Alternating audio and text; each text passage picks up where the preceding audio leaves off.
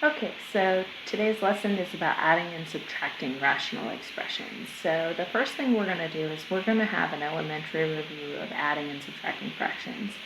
And you have to have a common denominator to add or subtract fractions, okay? So that's going to be true when you were in elementary and middle school. That's going to be true when you do it in algebra as well. So common denominator just means the bottoms have to be the same. You can see here they are, so you're excited because that's an easy problem. So when you add fractions, you add the top and the denominator stays the same. So in this case, the answer would just be 3 plus 2, which is 5, over the common denominator, which was 4. The problem becomes when you don't have a common denominator. You are responsible for making it a common denominator. So, for example, 5 and 4, you want to think of what's the lowest number that 5 and 4 both go into evenly. And hopefully the answer of 20 comes to mind. So the idea is I need to make these both have a denominator of 20. So in order to do that, I'm going to multiply by a special form of 1. So in order not to change the problem, I'm going to multiply by 1, because remember, if you multiply by 1, it doesn't change the number at all. So on this side, in order to make this 20, I need to multiply by 4. And whatever I do on bottom, I'm going to do the same thing on top, because if I multiply by 1, this is still going to be equivalent to 2/5. So same thing on the other side. In order to make the 420, I'm going to multiply by 5, and whatever I do on bottom, I have to do on the top as well.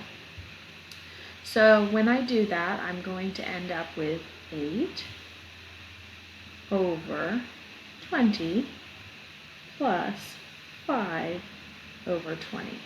Now this is just like the first problem. The denominators are the same, so the answer will just be 13 over 20.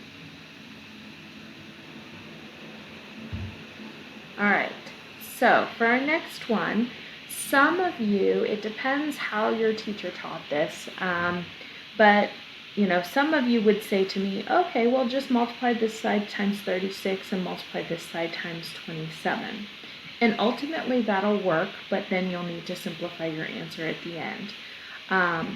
But as a better method, let's look at what the 27 and 36 already contain. So if you think about it, 27 is the same as 9 times 3, and this is the same as 9 times 4. So that shows me that both of these denominators already have a 9 in them. Now this one has a 3, but it doesn't have a 4. So what I'm going to do is I'm going to multiply by 4 over 4. This one has a 4, but it doesn't have a 3, so I'm going to multiply by 3 over 3. So essentially, I'm just looking at the denominators in their factored form. Okay, this is a factored form of them. And I'm seeing what they're missing compared to the other one. Okay? All right, so with that being said, I'm going to do 4 times 27, which is 108.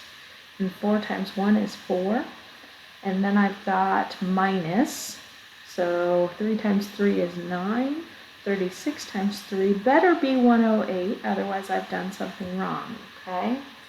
All right, so after I do that, I can just simply subtract. 4 minus 9 is negative 5 over 108. And that's the final answer.